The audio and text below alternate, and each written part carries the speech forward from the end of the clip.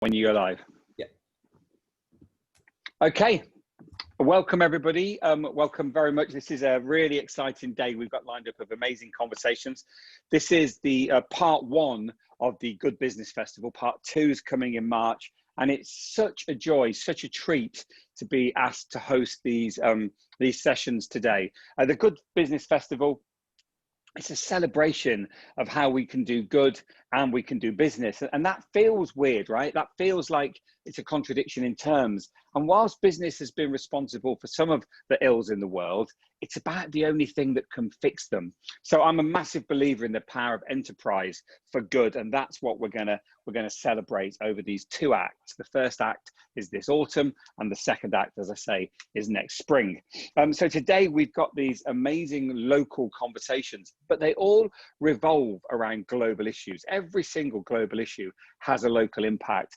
And the way that things are dealt with locally, we can learn lessons from that. If you look at what's happening in Sao Paulo, we can take a lesson and apply that in Porto, and vice versa. And this first session is WTF just happened. I'm not going to say that out because that would be swearing, right? But what has just happened. So we're looking at what's happened with COVID, and we're looking at look, I genuinely believe this is the most exciting time to be alive. This is the most transformational time for business and for people. And it's utterly scary. And I know there's some sadness, but I think if we look at the positives, there's so much that we can do here. So that's what we want to celebrate today. And we've got three amazing guests who are going to chat and talk about what they do. I'll introduce them briefly all in one go, and then we'll open up with a few questions. But I'm utterly privileged to have Erika Rushton. Erika Rushton is from Liverpool. She's the director of Creative Economist. We had a chat beforehand, and I said my accountant is a pretty creative economist, and there is a limit to that level of creativity, and there's no limit to the level of Erika's creativity. She works as part of the founding team of Kindred, which offers new form of money and peer support to socially trading organisations in the Liverpool City region. She's done way more than that. She's involved in the housing sector. She's an absolute firebrand, and I'm really excited and really privileged to have her here today. And then we've got Anniken Fjelberg, who is from Oslo. Anniken has a massively diverse career as a leader and entrepreneur, spanning 25 years. She's currently working as the founding partner and chair of 657 Oslo, which is Norway's largest entrepreneurial hub for creative startups. We'll hear more about that in a minute. And we're also joined by Leon. Leon Reiner is founder and manager of Impact Hub Berlin. Berlin it's achingly cool, second only in my opinion to Helsinki in terms of cool cities, but Leon may come back at me about that in a minute. And he has a background in social entrepreneurship, and during COVID he instigated a hackathon in Germany that had, wait for it, 47,500 participants. I run hackathons. When we get above 25, I get a bit uncomfortable. 47,500 is astonishing. So that's the caliber of people that we've got talking today. If you have questions, you can ask them in the chat or the Q&A, I forget which, it'll be all clear. And then we'll have time for some interaction later.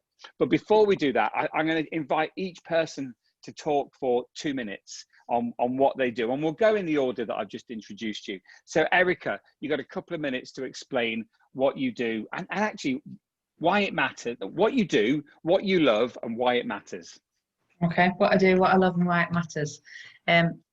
Okay, nice to meet you, everybody. So I'm based in the northwest of England, in Liverpool. And what I do, well, mostly I interfere in things.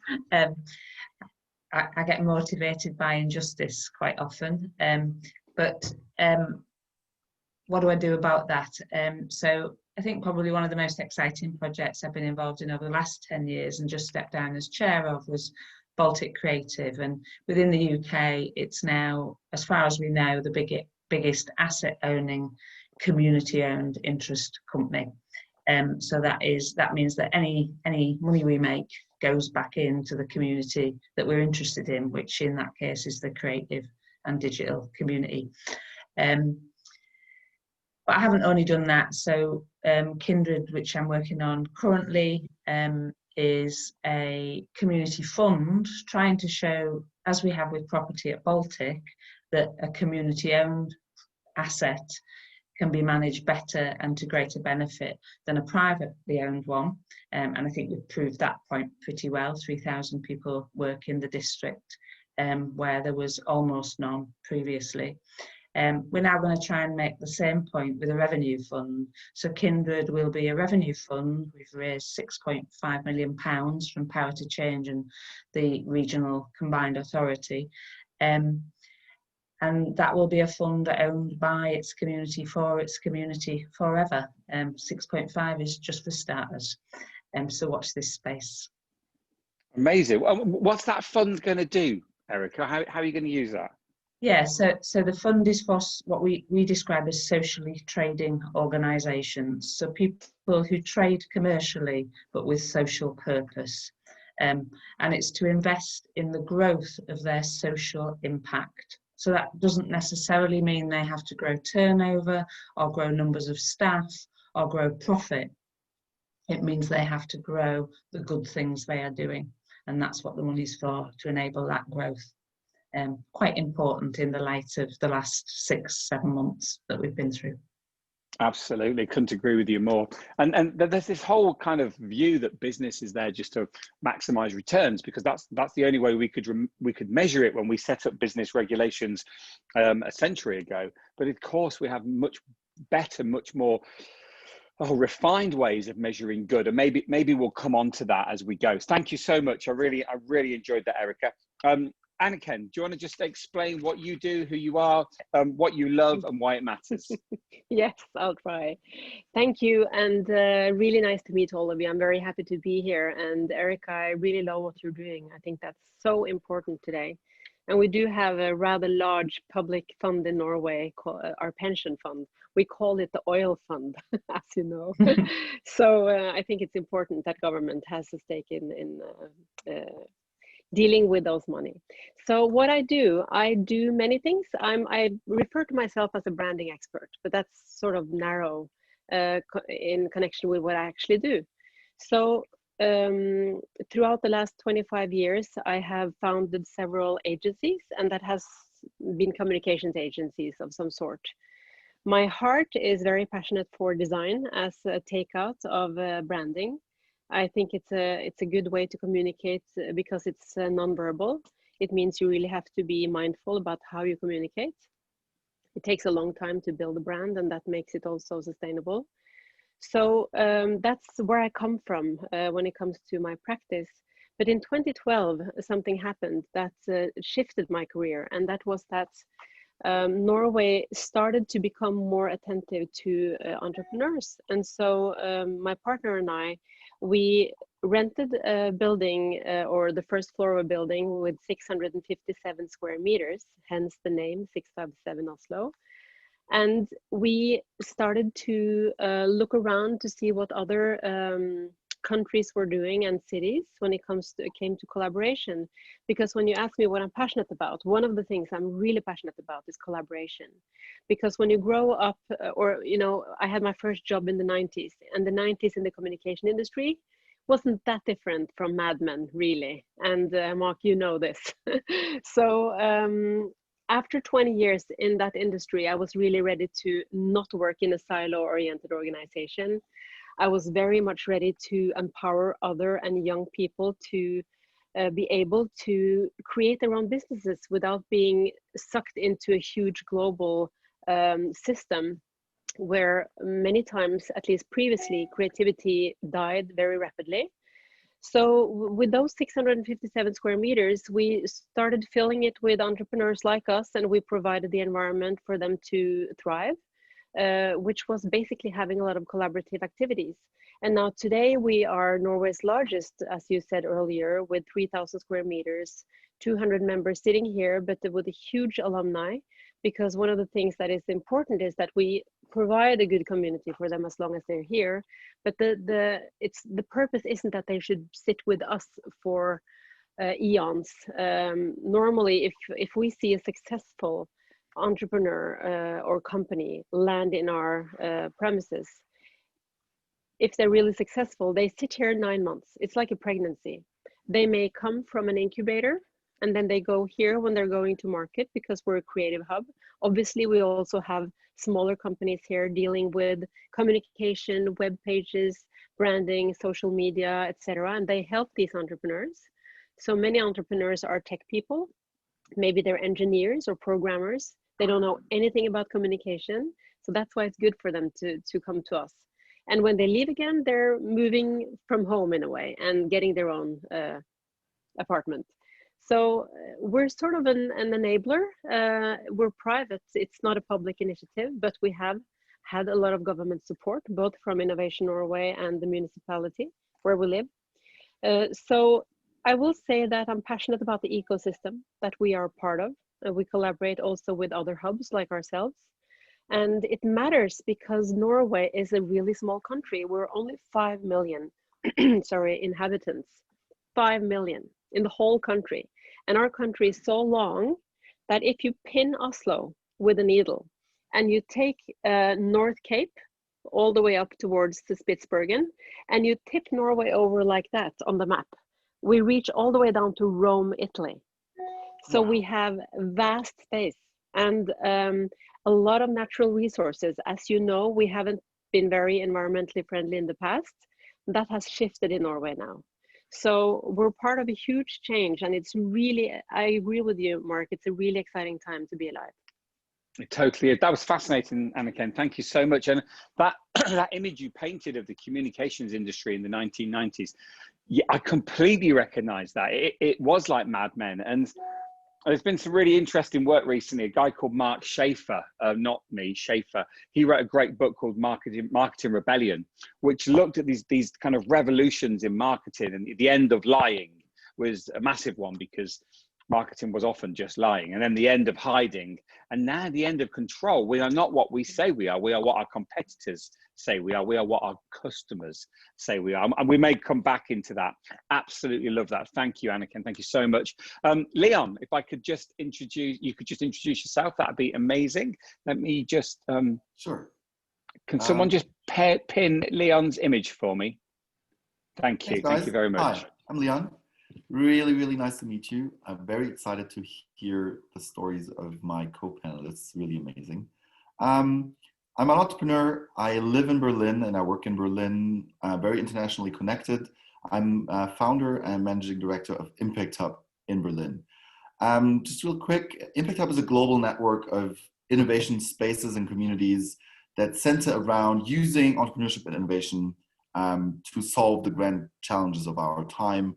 Looking at the Sustainable Development Goals, specifically looking at social innovation and social entrepreneurs. There's about 100 places around the world, community about 17,000 strong, and I started the place here in Berlin about 7 years ago.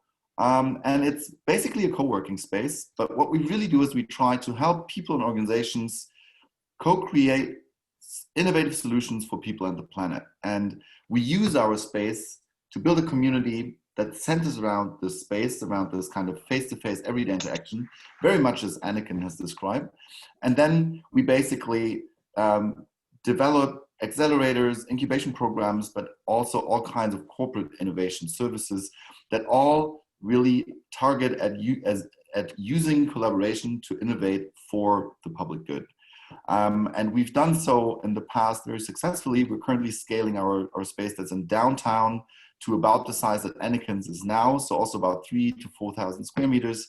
And this kind of whole intersection between technology, entrepreneurship, and innovation that aims at sustainability, that aims to solve societal problems is really, really a growing topic in Berlin, but also in Germany at large. And I've also founded a company that, or basically, how would you call it in English?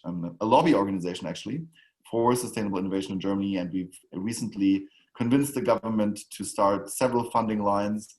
And in the COVID crisis now, this huge ecosystem that we've built around using innovation and entrepreneurship suddenly really kicked into action. So you all remember back the time when everyone went into lockdown. Per country, it was different times.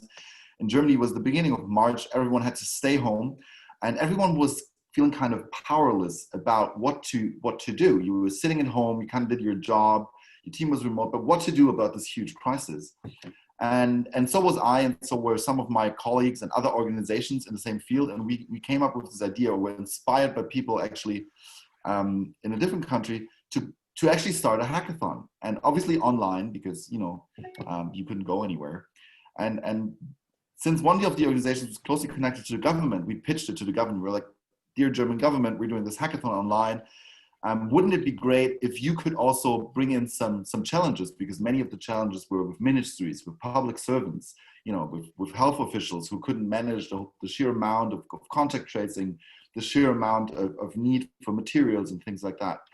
So within 2 days, actually, the government decided that they would make this the Germany's government public hackathon. And this set in motion a viral movement that was kind of very, very overwhelming to all of us organizers. Our organizing team grew within 5 days from 5 people and 5 organizations to 100 people. And the intended few challenges that we wanted to collect from the government in one day became 1,900 challenges that we wanted to then kind of create solutions to. And everything really took off from there. We created a Slack community within one day that still hosts 30,000 people Germany-wide, and within 48 hours produced 1,500 prototypes for COVID-related challenges. And following up on that, fundraised several million euros from a broad collaborative front from the government, very, very rich persons, foundations, to then support 130 of these ideas to actually execute on their prototype and develop further, and even 10 ideas to go through a company building like experience. And we currently have about 47 of these solutions active in the market. We've kind of, for example, delivered 30,000 masks free of cost to people in need. We've onboarded 5,000 health professionals to support hospitals Germany-wide where there wasn't enough people to work. We've increased the ability to scale hospital beds with breathing automation by 20-fold with one project. So the impact has been amazing, but one of the most amazing impacts was that this huge community of 30 to 40,000 people had a totally different crisis that they experienced, because these people and we all experienced not kind of hopelessness, we didn't experience helplessness, and we didn't experience kind of something that confronted us, we could do anything about it, but all these people suddenly were enabled to become active, to use their skills, and to actually use creativity and entrepreneurship to solve concrete problems. And this has really, really changed the narrative in the government about open social innovation, about what social innovation can do. And it's actually been a huge game changer for me personally, because my experience of the crisis was actually a really positive one. All I experienced was companies working pro bono, people spending their hours, weekends and weeknights building solutions, and just all out a kind of collaborative effort countrywide, and which was amazing. And for me, a total, game changer in terms of how I perceive potential in crisis. So yeah, that was my experience. And we've actually had the closing event last week with Chancellor Angela Merkel. So that was just over now. Obviously online, remote, and everyone just like you from the living room. Yeah. Amazing. I mean, genuinely, Leon, I've got a load of questions which I'll come to in a minute. But my immediate question was, did it ever feel scary? Did you ever feel like it was out of your control? Totally, and all the time. I mean, and what did you do? I mean, honestly, there's still Slack messages from Friday 2 p.m. where I say to everyone else, and we were responsible for all the processes and the technology running this, saying, if we become more than 1,000 people, this is really gonna become a problem. That was Wednesday, and the thing was starting Friday. So we were expecting less participants, and we got twice as many challenges than participants we expected. So it was every online platform we used, Slack, YouTube, every platform crashed while using it. We even told them, we tweeted with the Slack founder saying, man, there's a lot of people coming. Are you ready? And he was like, no problem at all. But obviously then we lost actually 15,000 people in the onboarding process, Friday, 6 p.m. till Saturday, 9 a.m. because they just couldn't log on. And at some point they were like, oh, well, then I'll do something different. So it felt amazing. very scary all the time. Genuinely impressive. I run hackathons, as I say, maybe 40 people and one challenge, and that is, it can be too much sometimes. It can be exhausting. What you've done is astonishing. What you've all done is astonishing. Maybe we can get you all on one screen now. Can we do that from the? You don't do it. The organisers will do it. Andrew will sort that out. But okay, so I thought we'd just open up with a bit of a conversation, really. So there's so much individually that we can talk about, but collectively, I'm really interested. You talked, Leon, about how your experience of this this pandemic was, I'm going to use inverted commas, positive, clearly a sad and desperate loss of life. And my local shop says that they've had a very good pandemic. It's been very kind to them, is what they say about the pandemic, because they managed to clean up on it. And I'm not knocking them about that. How has this pandemic, how has the impacts of COVID, how has it changed you in the short term? And then more importantly, how has it changed business in the long term? And I can't seem to get you all on one screen. Maybe I'm doing something wrong, but let me click onto that. So if I go first to, actually, I'll go first to Erika. How has it changed you in the short term, and how has it changed business in the long term? I mean, I suppose I think what we had short term was a pause. And in that pause, people moved into the opportunity, and it was a pause on the economy as we know it. There was a really good phrase I think I heard on a national mutual aid call, as we called them here, you know, where all the people who were doing things at a local level were coming together and saying, what are you doing, what are we doing?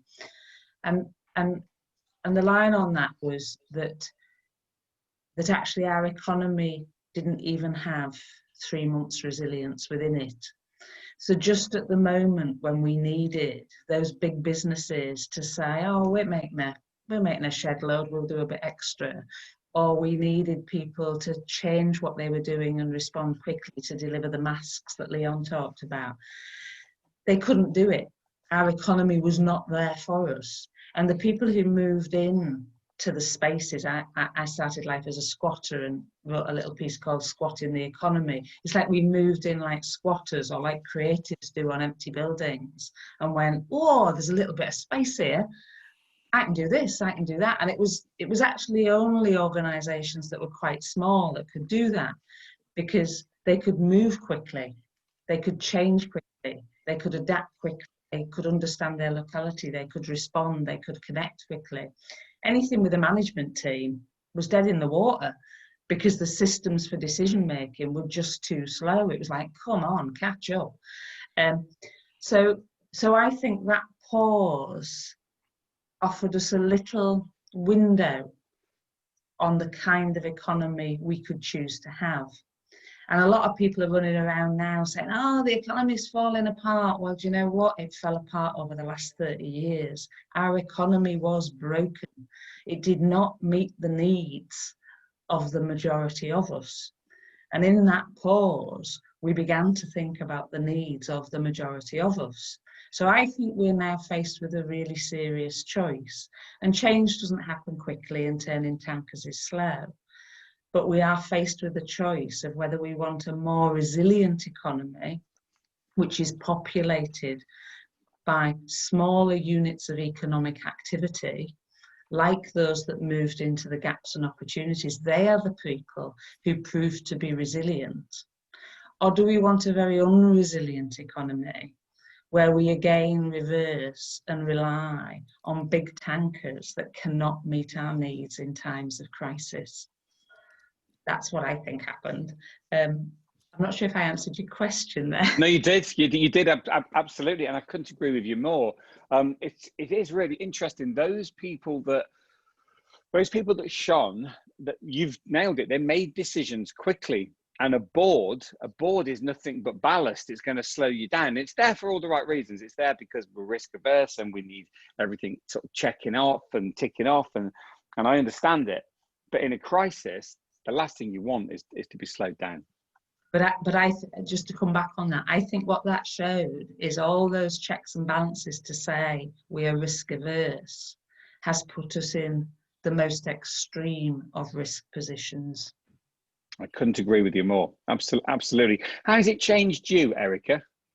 So how's it changed me? I think for me it is convert. You asked me earlier what I'm passionate about, what I delight in. What I'm passionate about and what I delight in is people having ideas and making them happen. That's my absolute joy, watching somebody make their idea happen.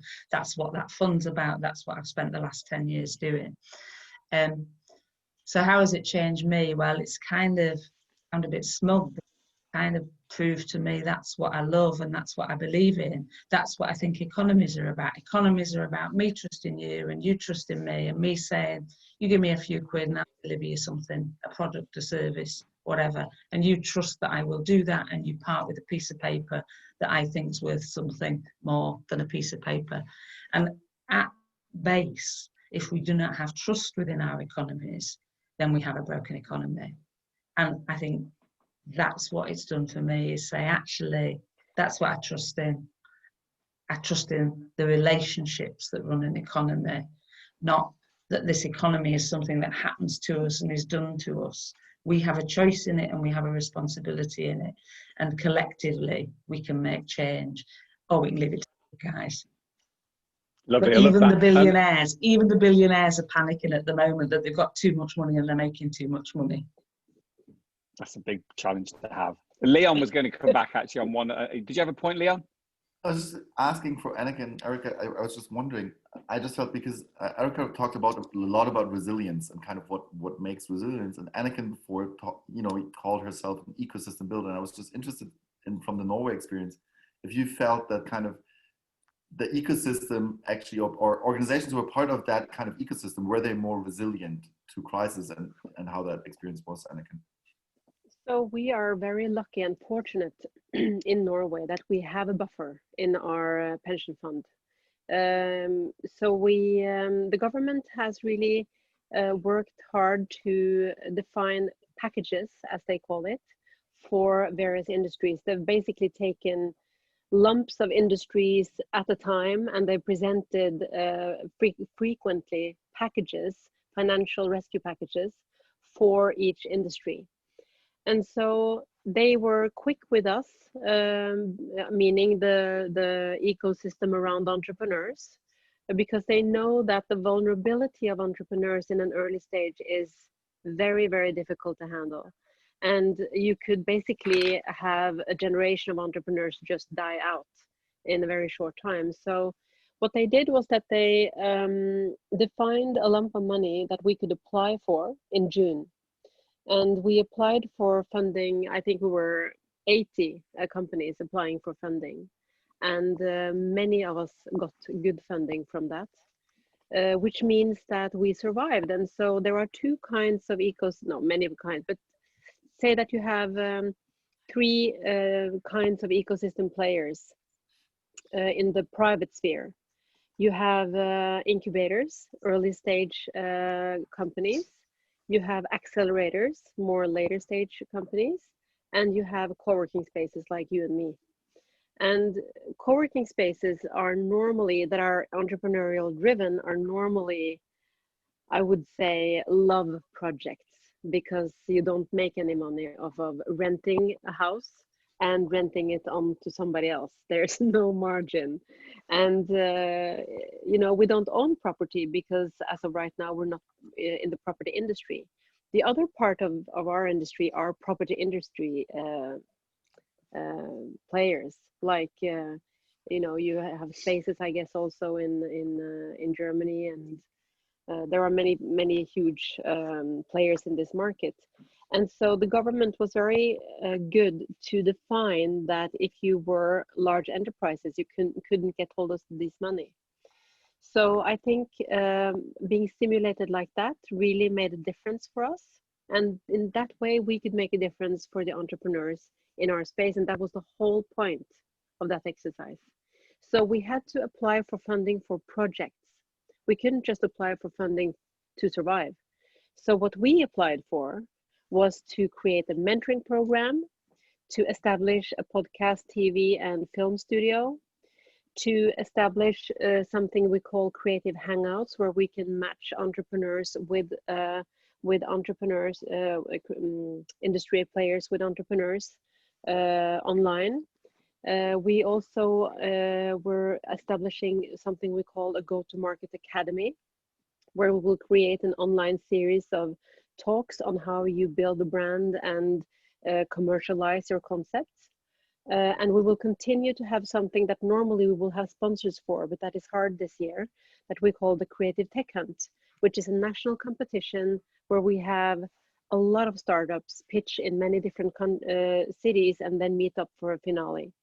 So basically, we're now just working hard to deliver on all of those projects, and it's great fun.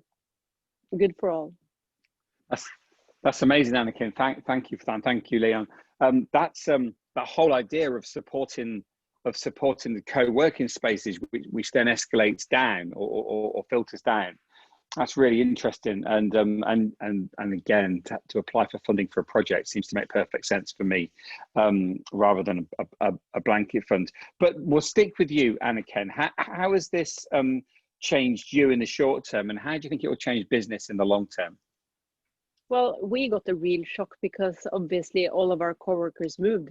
So we sat with an empty space and had to turn around and be very negotiate very hard with our landlord. That's one practical thing, but it took a lot of time. So the crisis like this will take time off of your normal business. And so I will say that we learned how vulnerable we are in a situation like this, and how we want to look at our business model. Collaborations will be even more important for us in the future to strengthen our position. We also, I mean, basically we are creative, so we never sit in the same chair two times, but we started thinking new thoughts about who could sit in our environment, and we knew that a lot of companies had huge companies have lockdowns. So, for instance, Norway's largest dairy producer, they have a lockdown because, and thousands of employees are stuck at home because they're an important part of the national food supply chain. So all of these employees are now, how many months are we? 7 months sitting at home. And this applies to a lot of people these days. So we opened up our space. The empty space we got from entrepreneurs fleeing, we offered to some corporates. And what the corporates do is that they move in, they fill the largest spaces we have because no entrepreneur will have them right now. And they rotate their staff. And then we actually get to, in a new way, combine corporates with entrepreneurs. And now we have been very lucky in Norway with the numbers. We have had strict lockdowns. So a lot of our space is filling up again. So I think that, I won't say that we've pivoted, but we've found new ways of working that I think will bring with us moving forward. That's really interesting. I love this idea of entrepreneurs and corporates sitting cheek by jowl, sitting side by side. I build startups inside big businesses, and that's really essential to be able to bring in some of the hackathon experience, but sit it inside a large organization. That really works. And Anniken, that's something that I would not have thought would have fallen out of this. That's a really that's a significant amount of foresight.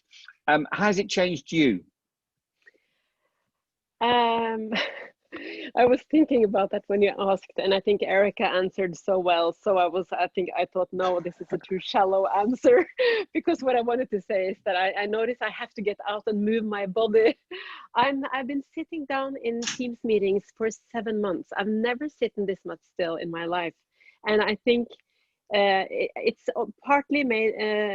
I'm telling this as a joke, but not all. It's not just a joke, because I think basically, this feels a bit like a trap.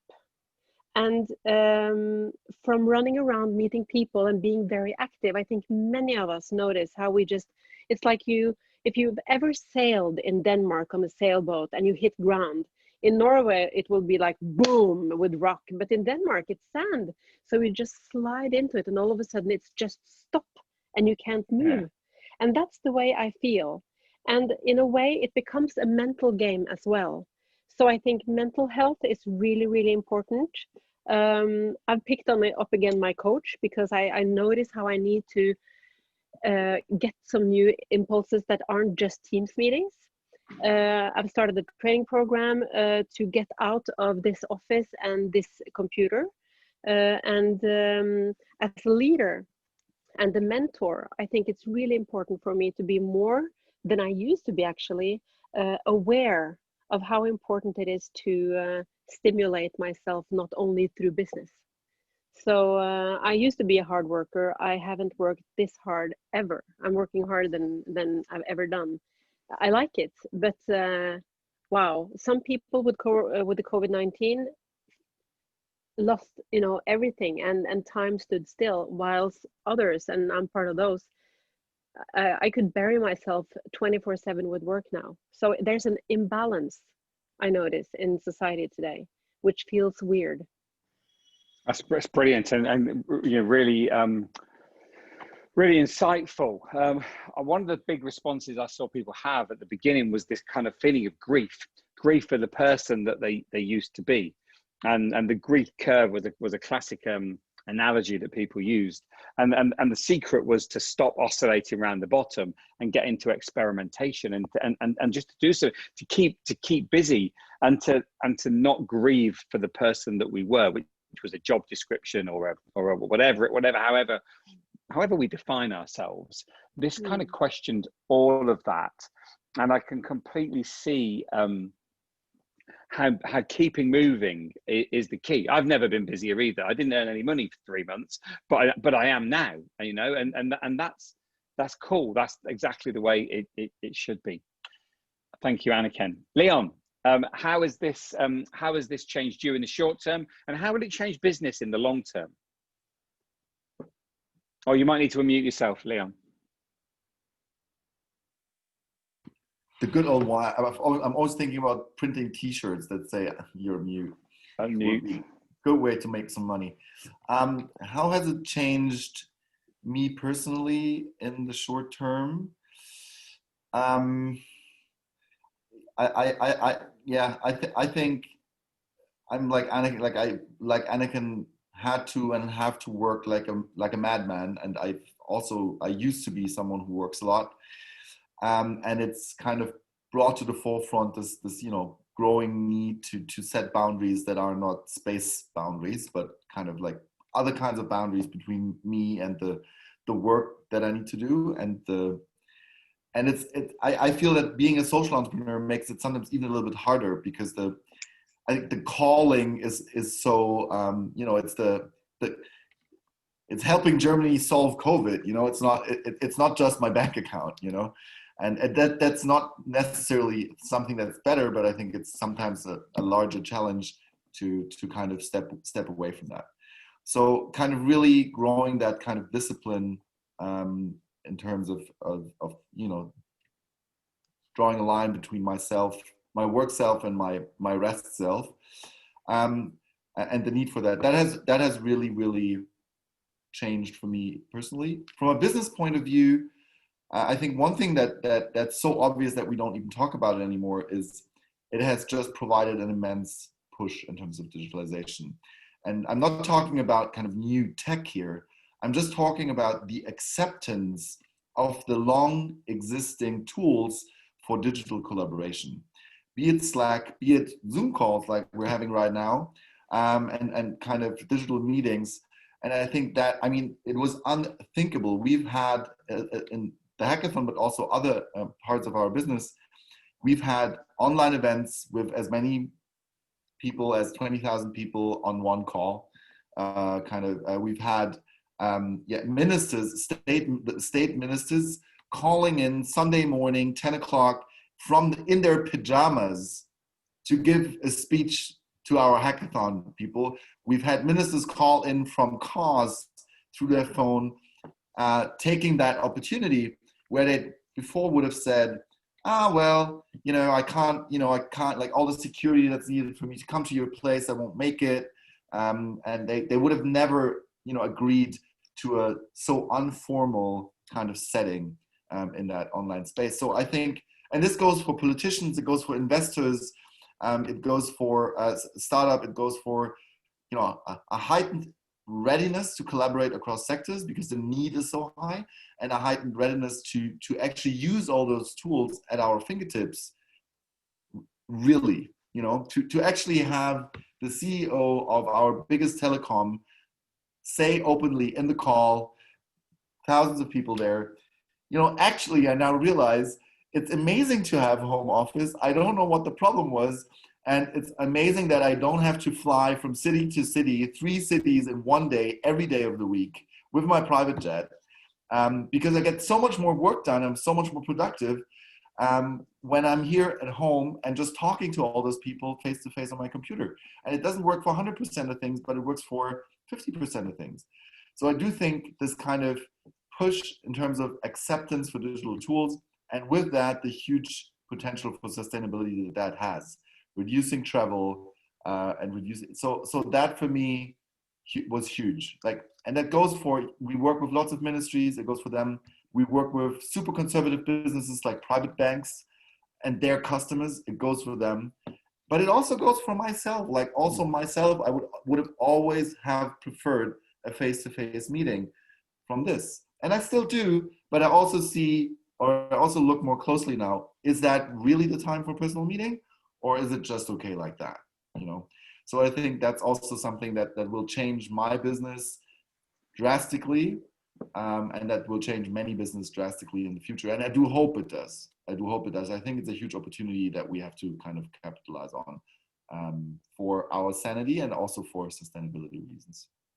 No, I get that completely. For years, we've all been saying it's the technology that's stopping us becoming remote and digital and doing these things without travel. It was never the technology, never. It was all up here.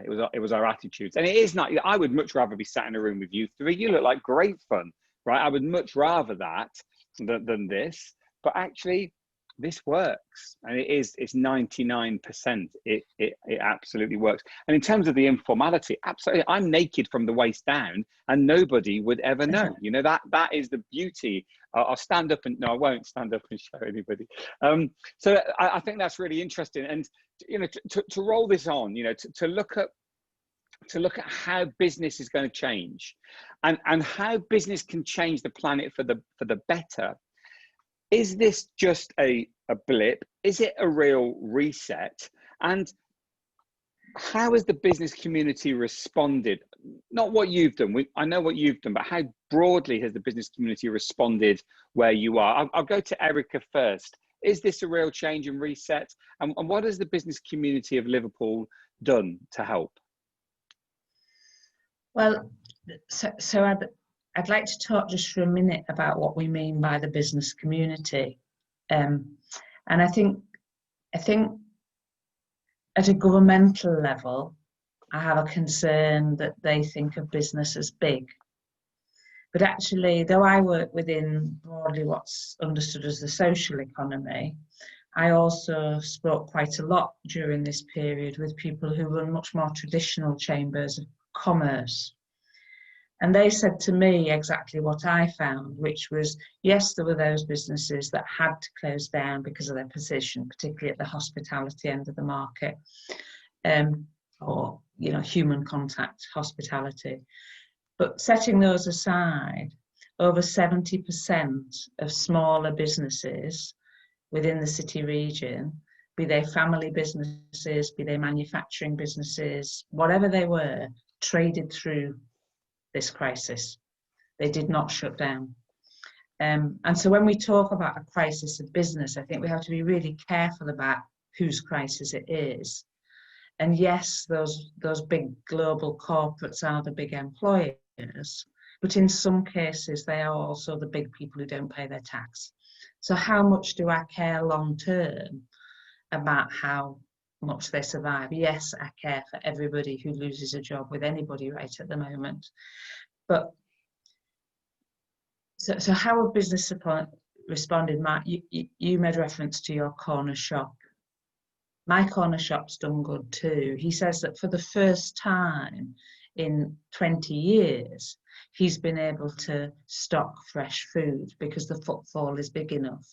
And he's almost at the point of being able to compete with the supermarket, which is just down the road, on price, because he has the footfall and he can offer fresh food. And we all got sick of queuing at the supermarket, so we shopped local, or we wanted to walk to where we went to, so we shopped local. That's what I mean about a choice. I think actually business in the main has responded really well to this and is doing their very best, with a generosity that is inspiring.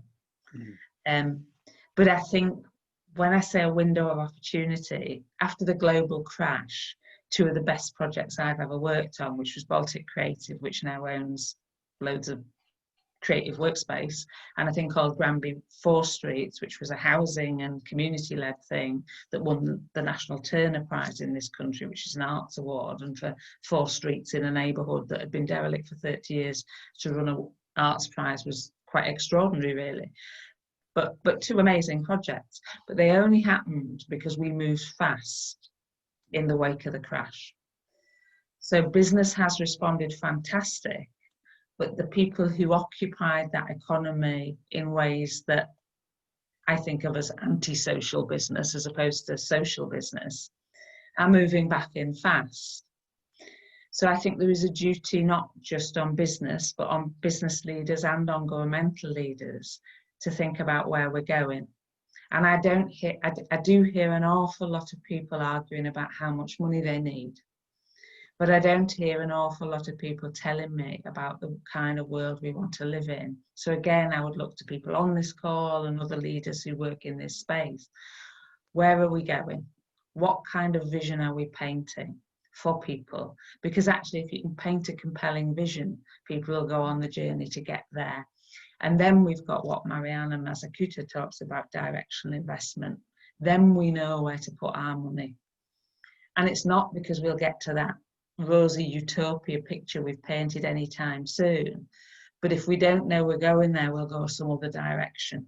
And we'll head back to where we were, which in my opinion was an economy that broke when the financial and property markets were decoupled. Finance used to be seen as a service industry. In the UK, it didn't even appear on the GDP list. It wasn't measured. Now finance is not a service industry. You make money out of money out of money. And I see that as a break in the economy. So we have to mend our economy, but we have to know where we're going. We have to know where we're heading, and then we can start to get there. I love that, Erika. I mean, a lot of the work I do is on the regenerative economy and how the economy has to heal everything. And you know, there is some concern to watch those amazing SMEs, and that's 99% of businesses in the UK, and 60% of all employment is in SMEs. To watch them come to the fore and to lead during this is incredible, and to watch the larger organisations who maybe, but maybe not, don't have the same interests at heart, go silent has been really, really telling. And I too share the fear that we'll see a return to business as usual as a positive thing, when actually it never was. And the regenerative economy could be kickstarted really strongly from what we've seen. And I mean, Liverpool is an incredibly special place and an incredibly entrepreneurial and community-driven city, and that is well, I'd expect nothing else from Liverpool than to see this kind of grassroots and real change. Thank you for that, Anniken. So for you, how have you seen in Oslo? How have you seen your business community responding? And have we seen business and community businesses work together? Have we seen a kind of unification of those two sectors? Well, I think there has been more interaction between communities than before. And of course, 7 months is a long time, but there has also been a summer vacation in here. And in Norway, we take summer vacation very seriously, even though there's a pandemic. So business, I think, it's changing a lot, but I think many companies have enough, their hands full of handling their change. What I see is that there are new relationships popping up, and the large companies are thinking new thoughts, but obviously they take different shapes. Like for instance, Telenor, I heard you work with telco. So Telenor is Norway's largest telco operator and brand. It's global, and the CEO there was very fast out with the news that they now would allow every employee to work remotely whenever they wanted to. So things like that is popping up. But when it comes to collaborating or interacting across, there has been a lot of conferences, a lot of webinars, and people sitting together like we do now. It's like been all over the place. So people and companies are getting new thoughts in, and I look forward to see how they pop out again. But what I also see for business-wise is that the startups and the entrepreneurs who had funded their company recently are more sustainable, or are more likely to make it through the COVID phase than the ones who are seeking funding, because funding is slow now. And I think it's tough luck to be at the wrong side of that funding game right now. People are getting more security oriented. The investors are also now looking at what's happening, and some of them are really smart and place their bets now because this is a good time, but many aren't that risk willing. So that's something that I don't think that we've seen all the bankruptcies in Norway, at least yet, that we believed would come. It hasn't been as many as we thought, but it might come later because the government has postponed. So we were able to lay off our employees in March like that, and the government picked up the salary. And they've done so for half a year. And now they just told us that they will prolong that with another half a year. So for 1 year, the government will pay the salary of those people that you cannot afford to have.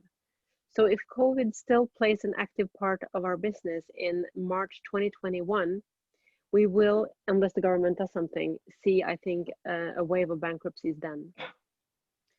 So government moved fast in Norway, and that makes this easier for us. Apart from that, creativity has been flourishing. We've had so many, as you have, online concerts with real fantastic artists from their living rooms.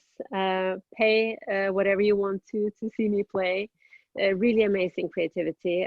Luxury hotels. There's a luxury hotel in Oslo called The Thief, and they rented their hotel rooms as office space for 300 NOK. That's like 30 euros per day. So a lot of different things are going on. That's amazing. And many of those things are, as you said, for free. And one of the things Leon said was, you know, all of this pro bono work that some of the businesses and people are doing.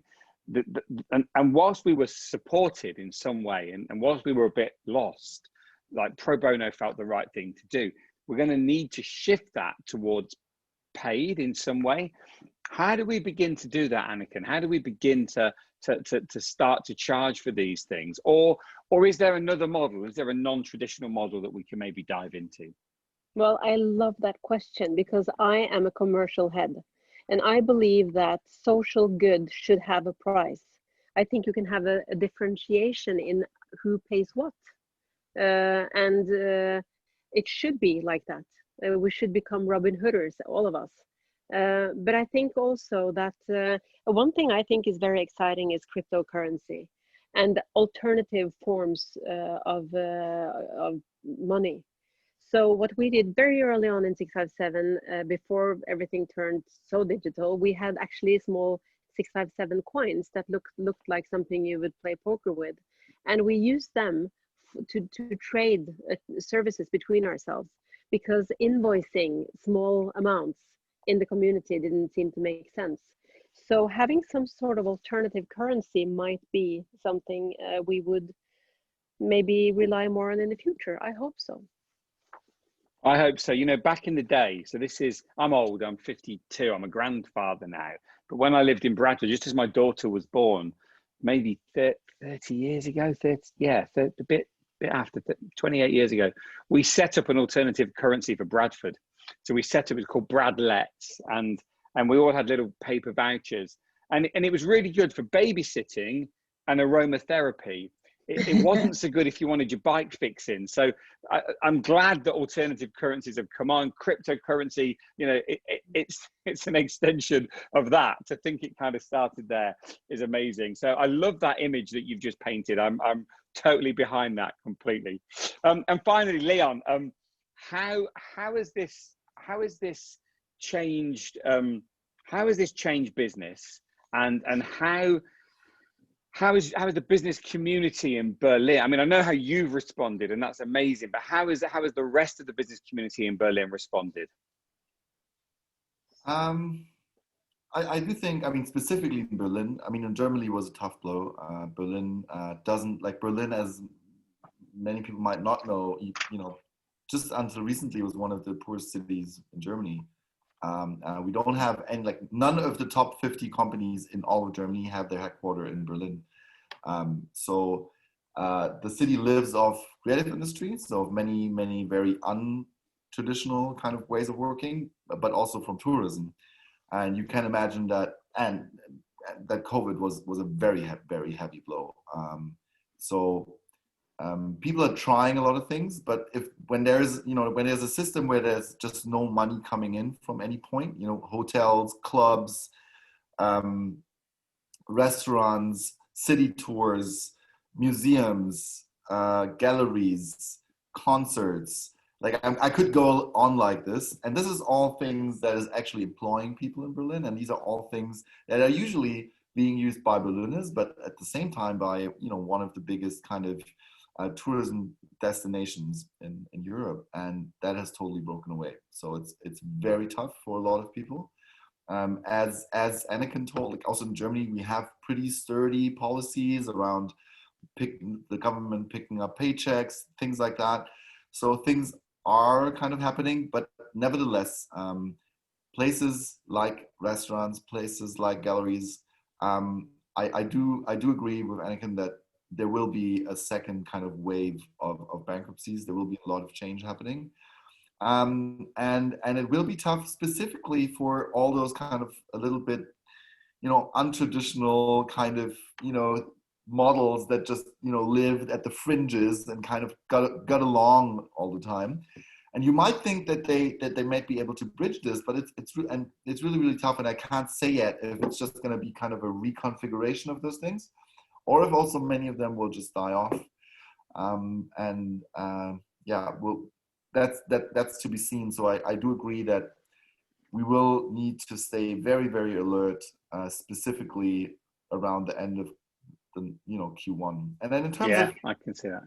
In terms of, we've got about 30 seconds, Leon, now. Okay, and then in terms of resetting the economy, I really, unfortunately, after the experiences we made 2008, I don't see it yet. I think it's on people like us to really drive that point home of we need a different economy in terms of how we work, but also what we work towards, like Erika said. So I think it's really on people like us to drive that point home with politicians, with leaders, with managers of all kinds, to make them aware that this is a chance that we can't just let up on.